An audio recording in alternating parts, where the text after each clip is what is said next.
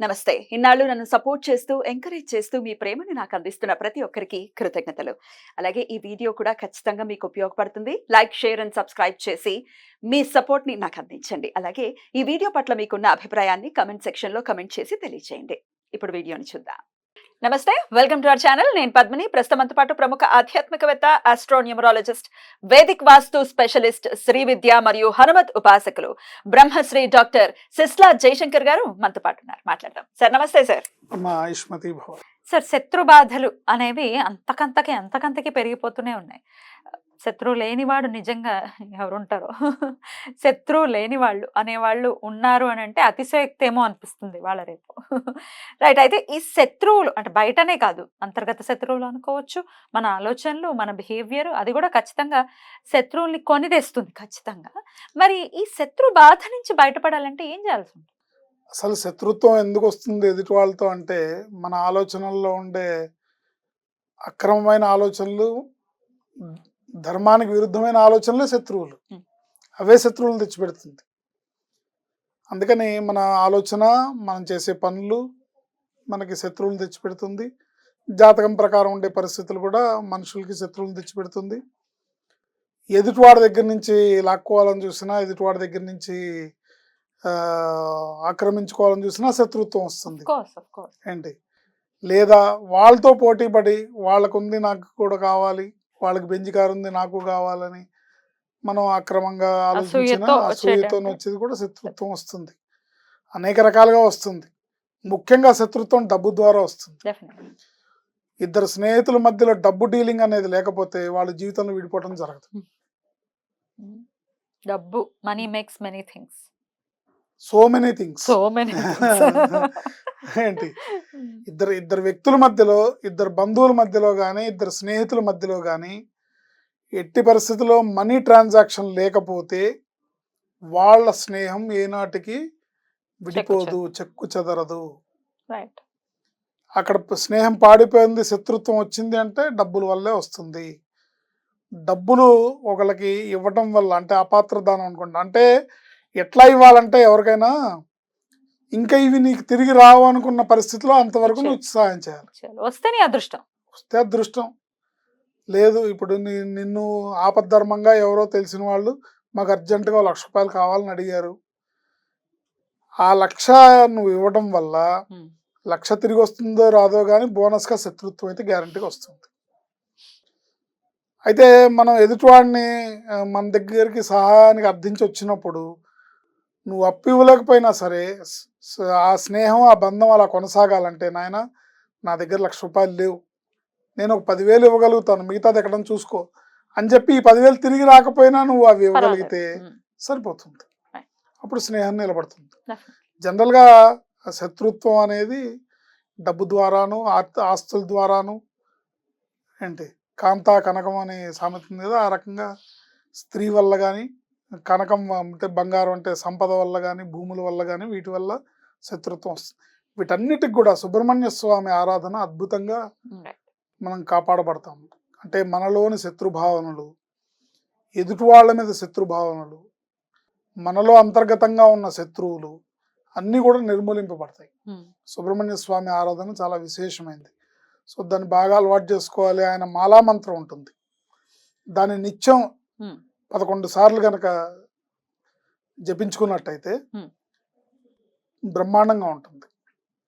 ఓం శరవణోద్భవాయ సాం సీం సూం సైం సౌం సహ సుబ్రహ్మణ్యాయ కుమారాయ కుక్కుటధ్వజాయ కుంకుమవర్ణాయ మహామోహనాయ ద్వాదశాక్షరాయ సర్వశత్రుహరాయ పరసైన్య విధ్వంసకాయ దేవసేనాధిపతయే నమ స్వాహ. అబ్బా, భలే ఉంది సార్ మంత్రం మాత్రం. నిజంగా స్వామి ఎంత ముద్దుగా ఉంటారో ఈ మంత్రం అంత అందంగా ఉంది. చదువుతుంటే కూడా ఒళ్ళు పులకరిస్తుంది. ఇంకోసారి చెప్పరా? ఓం శరవణోద్భవాయ సాం సీం సూం సైం సౌం సహ సుబ్రహ్మణ్యాయ కుమారాయ కుక్కుటధ్వజాయ కుంకుమవర్ణాయ మహామోహనాయ ద్వాదశాక్షరాయ సర్వశత్రుహరాయ పరసైన్య విధ్వంసకాయ దేవసేనాధిపతయే నమ స్వాహ. మనం ఈ కలియుగంలో మనకి ఏ కామ్యం కావాలన్నా మనం సౌమ్య దేవతలు, అంటే పార్వతీ పరమేశ్వర్లు, శివ కుటుంబం, లక్ష్మీనారాయణులు, ఆ పరివారం అంతవరకే చూసుకోవాలి కానీ ఉగ్రదేవతల జోలికి వెళ్ళకూడదు ఎప్పుడు కూడా. నాకు శత్రు బాధలు ఎక్కువైనాయండి, నేను వారాహి హోమం చేస్తాను, పచ్చింగిరా హోమాలు చేస్తాను అంటే వీటి వల్ల వచ్చే కొన్ని అనర్థాలు కూడా, అంటే ఆ దేవతా దోషం ఉండదు, చేసేవాళ్ళు సరిగ్గా లేకపోతే ఆ దోషం చేయించుకున్న వాళ్ళకి, చేసిన వాళ్ళకి, వీళ్ళకి వాళ్ళకి ఇబ్బంది పెట్టేస్తుంది. అంటే వాచా దోషం వల్ల కూడా ఇబ్బందులు వస్తాయి వాచా దోషం అనుకోండి, ఆచార ఇప్పుడు దోషం ఆ దేవతకి కావాల్సినవి వీళ్ళు ఇవ్వలేరు. ఇవ్వాలి కదా. హాఫ్ నాలెడ్జ్, ఈ హాఫ్ నాలెడ్జ్ లో ఆవిడకి కావాల్సిన ఇవ్వలేరు. ఏదో హోమం చేసేస్తే ఆవిడ వచ్చేస్తుంది ఇచ్చేస్తుంది అంటే, ఆవిడ వచ్చిన తర్వాత ఆవిడకి ఇవ్వాల్సినవి, ఆవిడని సాటిస్ఫై చేయాల్సినవి, ఆవిడని కావాల్సినవి ఇవ్వాల్సిన బాధ్యత మన మీద ఉంటుంది. ఇవ్వకపోతే ప్రకోపానికి లోనవుతారు, అందుకని ఇబ్బంది పడతారు. అందుకని చక్కగా శత్రుబాధ ఉందంటే చక్కగా సుబ్రహ్మణ్య స్వామిని స్మరించుకుంటే ఏంటి, వైష్ణవుల్లో అయితే సుదర్శన స్వామిని స్మరించుకుంటారు, శైవాగమం ప్రకారం సుబ్రహ్మణ్య స్వామిని స్మరించుకుంటే ఏ శత్రుబాధ ఉండదు, ఎలాంటి మీకు సైడ్ ఎఫెక్ట్స్ ఉండవు. చక్కగా తీయటి గోళీలాగా, హోమియో మందులాగా సైడ్ ఎఫెక్ట్ లేకుండా మీ కామ్యాలన్నీ నెరవేరుతాయి. ఇప్పుడు ఆయన కుజుడికి అధిపతి, సో కుజుడే కారణం కుటుంబానికి, భూములకి, అప్పులకి, ధనానికి, ధనం నిల్వ ఉండడానికి, అన్నిటికీ ఆయనే కదా. సో ఆయన ఒక సుబ్రహ్మణ్య స్వామిని ఆరాధిస్తే బ్రహ్మాండంగా ముఖ్యంగా మంగళవారం, శనివారం, మంగళవారం నాడు, ఆదివారం నాడు సుబ్రహ్మణ్య స్వామిని ఆరాధించడం వల్ల విశేషమైన ఫలితాలు ఉంటాయి. అండ్ ముఖ్యంగా ఇంకా కొంచెం మీరు ఆసక్తి ఉంది, మాకు బాగా శత్రు బాధలు ఉన్నాయండి, మాకు అంటే ల్యాండ్ డీలింగ్స్లో గొడవలు అవుతున్నాయి, వివాదాలు ఉన్నాయి, భూ వివాదాలు. ఇప్పుడు ఒకటి ఉంటుంది, ఇది నాది అంటారు ఒకళ్ళు, నాది అంటారు ఒకళ్ళు, దాని గురించి కొట్టుకుంటారు, దీనికి ఇది నేను కొన్నాను, మా తాతగారు సంతకం పెట్టారంటారు, నాకు చెందాల్సిందని, ఇట్లా రకరకాలుగా భూ వివాదాలు అనేకం ఉంటాయి, కోట్ల రూపాయల్లో ఉంటాయి. పెద్ద పెద్ద వాళ్ళ స్థలాలు, పెద్ద పెద్ద ఇవి కబ్జాలు చేసి ఇవి మావి అని డాక్యుమెంట్స్ సృష్టించి వాళ్ళకి కోర్టులో రకరకాల వివాదాలు, కొట్లాట్లు జరుగుతుంటాయి. ఇలాంటి వాటికి కూడా శత్రుబాధ పోయి అన్ని వివాదాలు తొలగడానికి సుబ్రహ్మణ్యేశ్వర స్వామికి సంబంధించిన ఒక విశేషమైన హోమం హైదరాబాద్ జూబ్లీ హిల్స్ శ్రీ సీతారామచంద్ర స్వామి దేవస్థానంలో జరుగుతుంది. ప్రతి విశాఖ నక్షత్రం రోజు సాయంత్రం పూట ప్రదోష వేళలో చేస్తారు. శత్రు సంహారక త్రిశతి సుబ్రహ్మణ్య స్వామి హోమం. శత్రు సంహారక త్రిశతి సుబ్రహ్మణ్య స్వామి హోమం ఈ మధ్యాహ్నం చాలా విశేషమైన మంత్రాలతో జరుగుతుంది. చాలా విశేషమైన కార్యక్రమం. ఈ కార్యక్రమం నాకు తెలిసి మన ఆంధ్ర రాష్ట్రాల్లో ఎక్కడ అందుబాటులో లేదు, చేసేవాళ్ళు కూడా లేరు. నేను స్కందగిరిలో కనుక్కున్నా, త్రిశతి నామావళితో స్కందగిరిలో అర్చన చేస్తారు స్వామివారికి ప్రతి బుధవారం నాడు ప్రదోషంలో. కానీ విశేషమైన మంత్రాలతో త్రిశతి శత్రు సంహారక సుబ్రహ్మణ్య స్వామి హోమం ప్రతి విశాఖ నక్షత్రానికి జూబ్లీ హిల్స్ రామాలయ శ్రీ సీతారామచంద్ర స్వామి దేవస్థానంలో విశేషంగా చేస్తారు. 18వ తారీఖు ఉంది, జూన్ 18 మంగళవారం నాడు విశాఖ నక్షత్రం. ఆ రోజు సాయంత్రం 5 గంటలకి స్టార్ట్ అవుతుంది హోమం.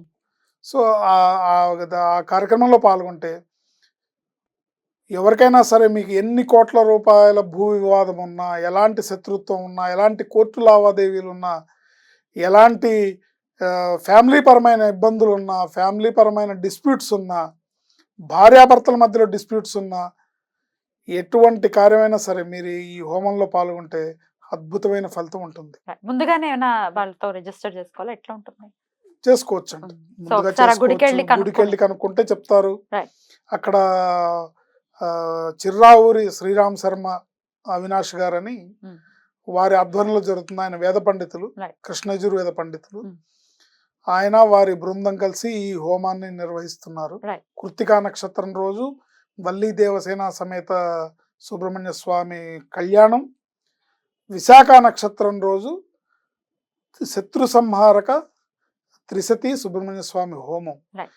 చాలా విశేషమైన మంత్రాలతో కూడుకుని ఉంటుంది. చాలా విశేషమైన అరుదైన కార్యక్రమం.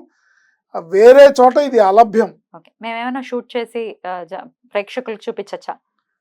అడుగుదామండి, ప్రయత్నం చేద్దాం. తప్పకుండా. అడుగుదాం, దేవస్థానం వాళ్ళ పాలక మండలిని అడిగి తప్పకుండా. మనం సుదూర ప్రాంతాల్లో ఉన్న వాళ్ళు చూసి అట్లీస్ట్ చూసైన స్వామి అనుగ్రహానికి పాత్రలు అవుతారు ఖచ్చితంగా. తప్పకుండా తప్పకుండా చూపుతో కూడా లేకపోతే శ్రవణం చేత, మంత్రాల యొక్క శ్రవణం చేత కూడా ఖచ్చితంగా ఫలితం ఉంటుంది. కాబట్టి శత్రునాశనం అనేది జరగాలి. అంటే శత్రునాశనం ఇన్ ద సెన్స్ శత్రుత్వం పోవాలి. అంటే ఆ మంత్రాలు సుబ్రహ్మణ్య స్వామికి అన్ని రకాల బీజాక్షర మంత్రాలతోని శత్రు సంహార త్రిశతి అంటే 300 మంత్రాలు ఉంటాయి. మంత్రాలు 300 మంత్రాలు శత్రు సంహారక అని అన్నారు. కానీ మీరు ఈ హోమంలో పాల్గొంటే ఎటువంటి కామ్యమైనా నెరవేరుతుంది.